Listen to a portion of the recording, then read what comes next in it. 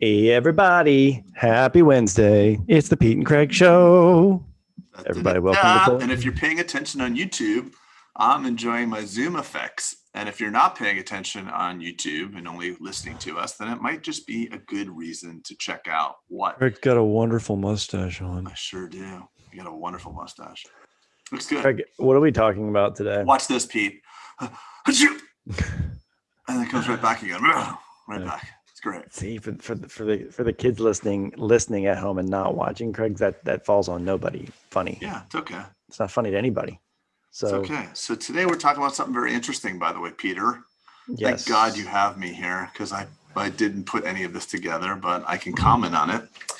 It's about patient retention as the key to growth. We always get focused on the new patient number. Everybody loves the new patient number. 100 new patients, 50 new patients, 200 new patients. I just want to raise my new patients. You're right. Just need more new patients. Well, More what's new your patients. attrition? What's your net patient growth? One of the things we get people to focus on, Craig, we always say that new patient numbers are probably the wrong KPI, right? If that's the only metric, if you're looking at what's my production and what's my new patients, those are two KPIs that really give no intel as to the health of your practice, in my opinion. So going back to Pearson's law, get what you focus on. We like to shift everyone's focus to some important thing that does wrap those two. I'm going to take the production away because we're not talking about money right now. We're talking about new patients. And that what Craig is saying is that new patients is not the only metric. We should be focusing on the new patients we get, but also the attrition that we have is something called net growth, right? So it's the ones you gain minus the ones you've lost organically equals really the net effect of the practice. And sometimes you will be surprised, as I have looked over, since I track this implicitly, Craig, I've been surprised where there's actually been several months upon end where the practice has been contracting, where you think it's growing, we have 300 new patients a month. And I look at it and I say, well, shit, we're growing the hell out of this. And then all of a sudden you look at it and it grew by negative 10 patients.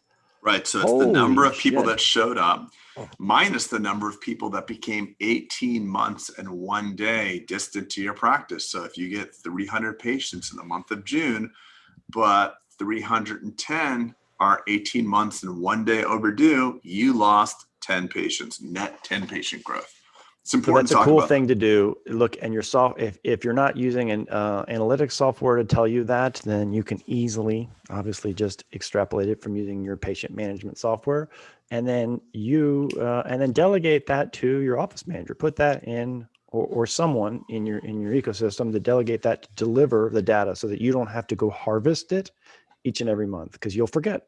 So ask. And by the way, this is a good, just a small. Here we go. By the way, Craig tangent. This is less than 60 seconds.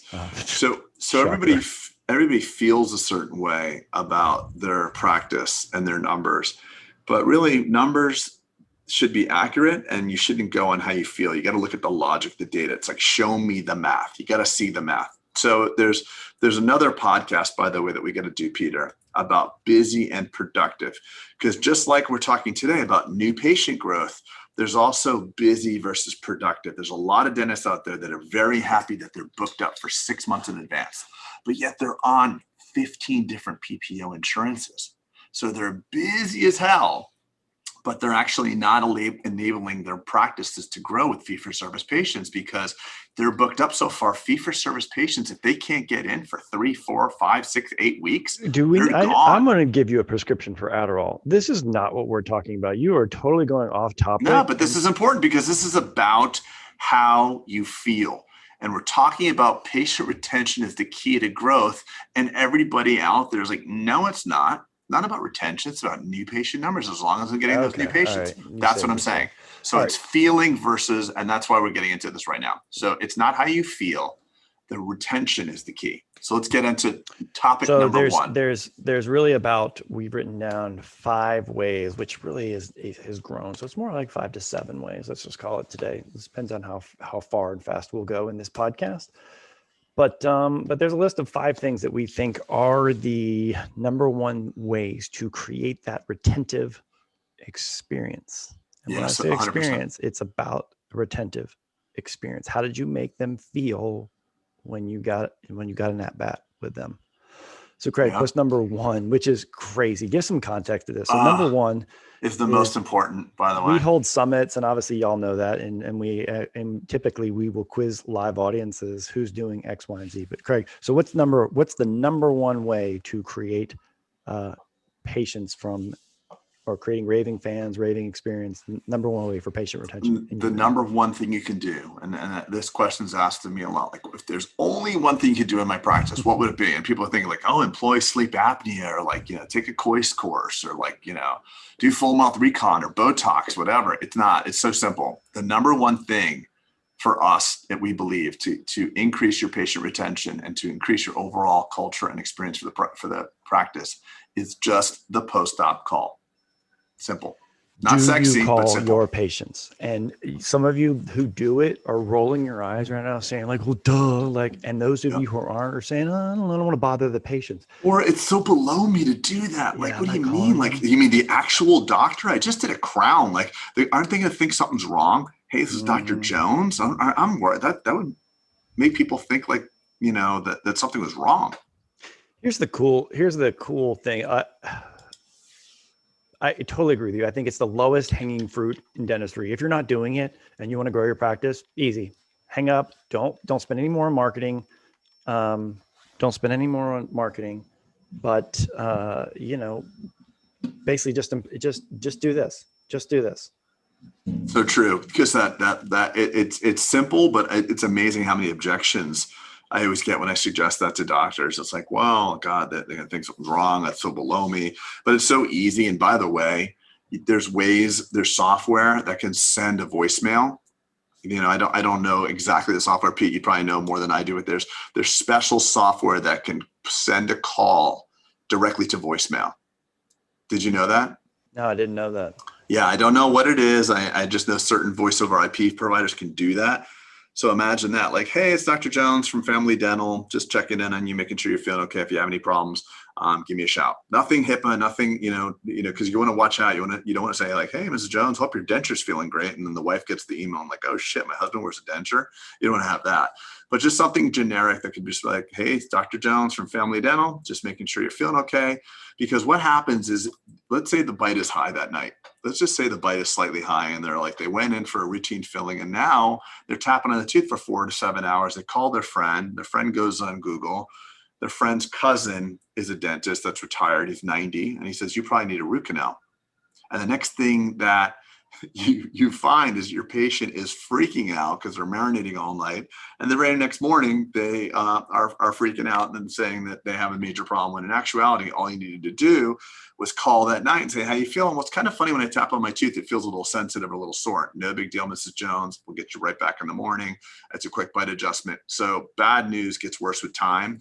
And if you let patients marinate on it, it'll get worse. So that's the greatest value you can do is that post-op call. So if you're not doing it, congratulations on taking your practice to the next level. Start it right away. And the threshold, by the way, for me, and I think Pete agrees, is anybody gets a shot. If you get a procedure, obviously coming in for a cleaning, that would be really cool customer service. I think that'd be weird. Weird. Okay. Like I did your check and I want to check in on you tonight. That's creepy and weird. Yeah. Okay, fine. But I never do that. We just do the shot. If you got a shot. If you get, or Craig, if your hygienist did a deep level scaling and root planing. Oh, wow. I never do that. Have them call. Well, of course. Duh. Yeah.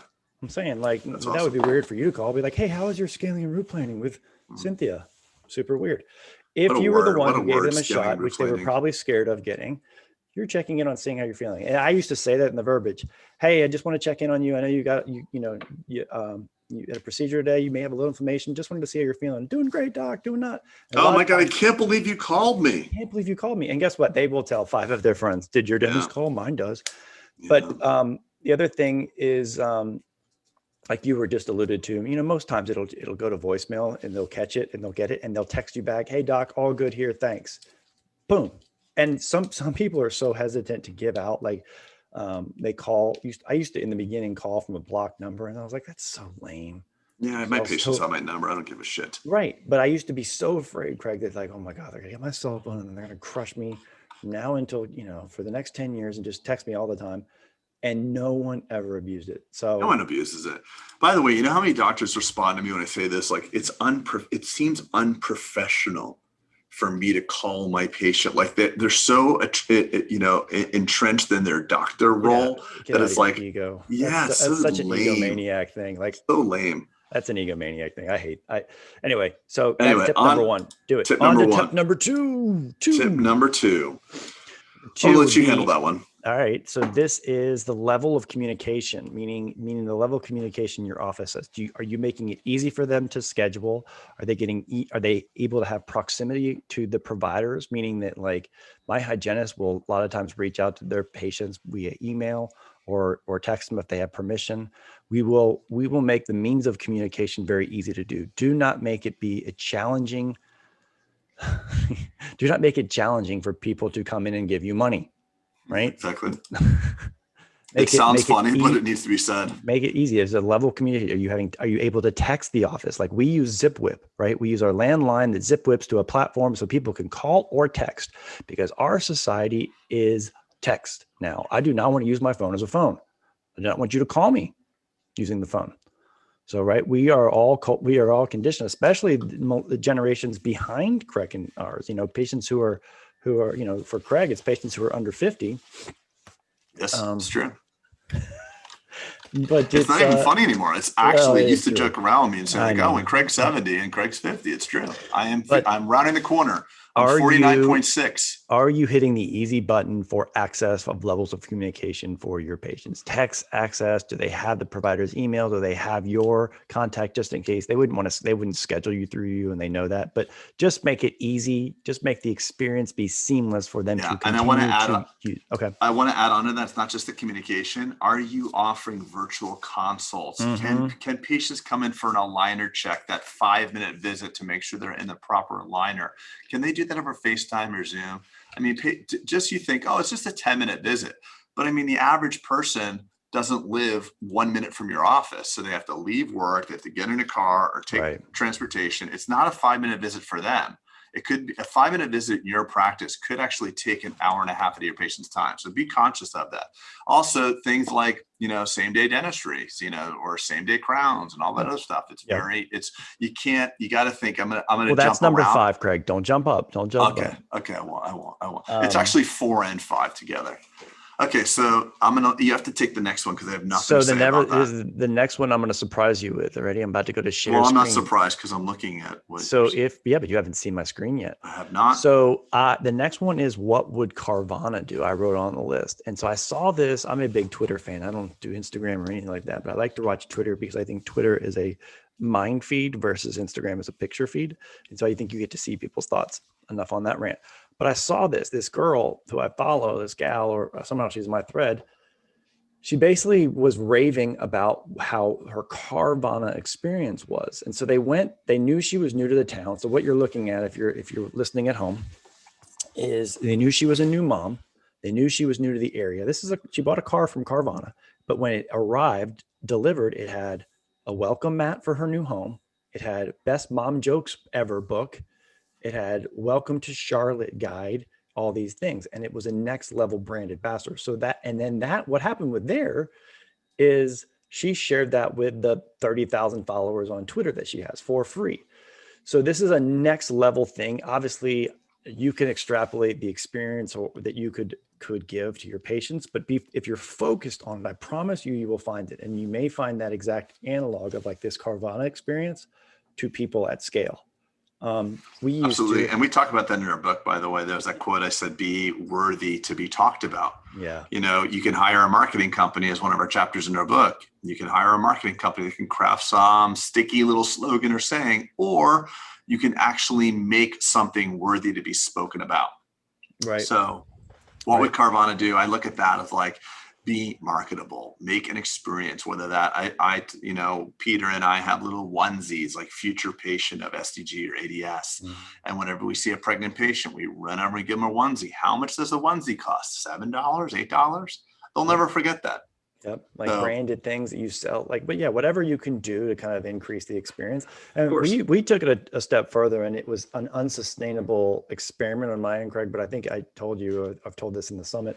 is that I've hired a intern to follow all of our patients, whoever patients we could find, take the entire patient database and seek out to follow them and see what was going on with them. And actually it was really the people who had become inactive in our patient base. Follow these patients who have become inactive was the experiment.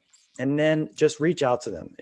Oh, I see that they're going on a trip, or they had a kid, like you said, Craig, or something happened in their life where, maybe it was a tragedy. And basically we reached out to them and said, hey, we know we haven't seen you in a long time. Have a blast on the vacation. Here's some Atlanta Dental Spa towels on your vacation. Or, wow, sorry to see the tragedy in your family. We know you haven't seen you in a while, but just let you know, prayers, we're thinking of you, or something else, right? You see where I'm going. And so it was the touch points of them, something has happened. So it was a touch point that was unforgivable. And it was really a cool thing to do. I don't have any metrics on how it performed in terms of, KPIs and how to deliver. But I had a couple key stories where people were just blown away, and it was shared socially, and it was, so there was a halo effect, Craig, is like you saying. It was a really cool experiment. It was just unsustainable because that intern had to go back to school, and I didn't think it supported someone's full-time job, which it was hers, right? Yeah, social media, the daily. Okay, so it's in the book. So in the book, page 73, either pay someone to craft a compelling story for you, or be remarkable enough that people are willing to tell it for free. And speaking of which, I know this is, you're going to yell at me, so I'm going to try to get this out as quick as possible. This book, The Bulletproof Dental Practice, which I'm holding in my head, which that's an excerpt from, we just created something really cool. And Peter, don't just pause for 1 second. I'm about to crush you. I know he is. I know. freebpbook.com. freebpbook.com. What is that, you ask? Oh, I heard you ask that. That is I know you did. I heard it in your head as a rhetorical question. Like, what are you talking about? The bubble popped up. So Peter, I went ahead and created the freebpbook.com. And we're actually going to be getting the book into anybody who wants it for free. All you have to do is pay shipping, because we recognize that the book has a certain amount of life to it. And we put our heart and soul. How old is it now? About 2 years? Yeah, it's about 2 years old. And I love it. I always love it. Every time I talk about it, I get so proud of it. But in 5 or 10 or 15 years, it may not be as relevant. So the book was done in a way to donate and pay forward. And we're never going to get our investment of time or money back. So if you're listening to this and you paid full price, like, thanks, because you allowed that was your micro method of paying it forward, and allowed us to communicate if you got something for it. Because like Craig's saying, we're never going to make our money from it, and that's not bullshit, by the way. No. 100%. And honestly, even in this free deal he's talking about, literally the free was shipping. We charge $6 to ship it to you.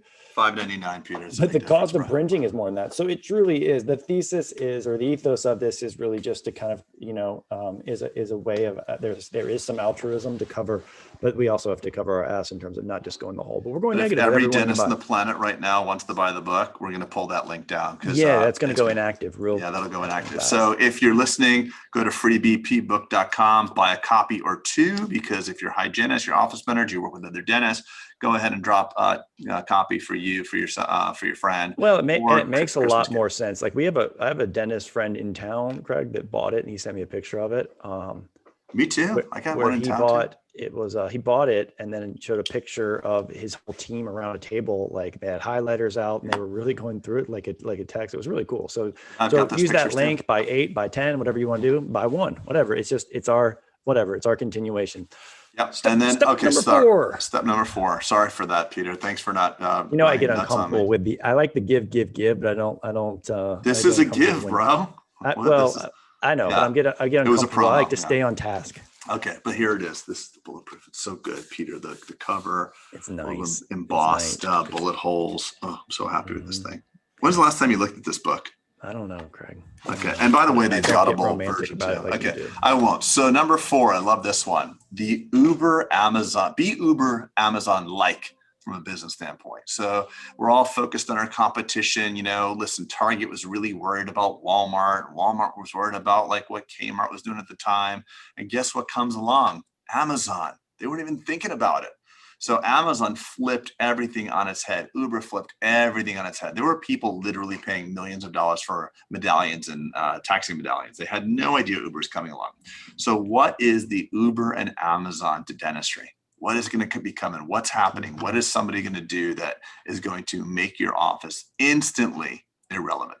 I can think of things. And these are things. And so if we lay this back to the whole patient retention, right? Some of these may be just thought provoking. And so if these there's no better way to keep your patients than to innovate. Flourishing in today's day and age, especially right now. How can you, what is the Uber and Amazon, the Netflix, all these lessons, what have these taught us? These dominant giants, what have they taught us? And dentistry being, obviously we have to deliver it in person and all these things, but think about Uber and Amazon from a business standpoint, a patient experience standpoint, maybe even. Number 5. Well, I was looking at, what did you say? I said, oh gosh, here we go. Okay, forget it. Okay, if you wanted to hear what I wanted to say, leave a comment below and tell people. No, it's just joking. It's okay. We'll go onward. No, I'm going to do it anyway. So I was just thinking, like, when you think about Amazon and Uber, by the way, I pay attention to this really well-run large corporate chain here. And I have a friend that works for them. So she was an assistant that worked in my office, and I follow her on Instagram. And it's surprisingly, Peter, they're really good at their culture, man. Birthdays and celebrations. So, that's just cool. You don't typically think of these big DSO boxes. When they have scale. Yeah, big scale. I mean, this is not a 15 office DSO. This is like a national 200 plus. And it's pretty cool. It's pretty cool. Wow. That is impressive. That is impressive. Very impressive. Okay. Number 5. I love this one. And this is actually a marketing tenet of ours, but number 5 is the 5 keys to patient retention is being efficient with their time. Yep. Time is the thing that we can never get back. We can't make more of it. We can't get it back. And so that has been a tenet of ours, is I always say that, like, look, and all of us are used to going to the doctor or physician, and you go and you show up on time for your 1:30 appointment. What time do you finally get seen, Craig? 2:30, they call you back, or whatever the insurance pay. So an experience that you can do right out the gate is, if that patient's appointment is at 1:30, you have an assistant or their hygienist, if they're just waiting for them to come in, are sitting there just hanging around the front desk waiting for them. It's a really cool experience. Like, they're greeting them, and it's like, I'm ready to see you. And they don't even get a chance to sit down. They don't even get to sit in the quote unquote reception area. Obviously, COVID has changed everything, where people have to wait in their cars now. But I'm saying, when we get out of this, it's a really cool thing. Instead of having your hygienist wait by her computer to have Sally from the front ping her and say, your 12 o'clock is here, go wait for Mrs. Jones at the front door. It's a totally different experience. And culture. People talk about culture. These are little micro culture builders. And by the way, Peter, we never talked about this, but do you have photos, a facial photo of the patients in the chart? Of course. Yeah, we do too. So we do too. So not just the clinical photo, but the actual photo. So what my people will do is go up to the person at the front, like whether it's Sam or James, and actually look at the picture beforehand and be like, instead of like, hey, Jimmy. Well, you can and in EagleSoft, I know you use Dentrix, but in EagleSoft, you can hover over the block. Yeah. And that patient, if you have the default picture being their full face smile, which we do, when you hover over it and it shows you what they look like. Like, what a novel idea, right? Yeah. Use that patient's, the most beautiful word in the English language to that patient is their name. And by the way, being efficient with their time, scanning, same day dentistry, same day dentistry. But I'm actually talking about milling. Like, what percentage of dentists have a scanner? Do you know what percentage of dentists have a scanner? Like, I was hoping you'd know. No, we don't have a Jamie like Joe Rogan does, but it is incredibly rare, Peter. It is like, it is not 30-40%. Oh, no. I would guess it's 5. Yeah, but it's something incredibly rare. So having an iTero, having not to take an impression, having CEREC technology, we can actually mill a crown on the patient. These are game changers. And by the way, every dentist I ever talk to will say the same thing to me. My patients don't mind impressions. I take really good impressions. Okay, well, they don't want it. Well, you never ask them. And then my patients don't mind coming back for a temporary. So those are good things as well. Think about that. That blends the Uber, Amazon, and efficiency all together. Number 6, Peter, Pete. Number 6 is Six. 6. So we have 6. So we started out as 5. Now we're going to 6. I think that you need to be creating a different safe experience, that people want to feel safe in a COVID world, and you need to create that safe environment. I know we're all following it from a protocol standpoint, from a state legislation, but actually focus on what is their experience. They might be scared. Perception is reality, by the way, as well. Reality, right? Even make a point of saying like, hey, I know, like look at our, I just want you to know, we've always been state of the art, but I just want you to know, like, look at our sterilization, we've gone next level just for your safety.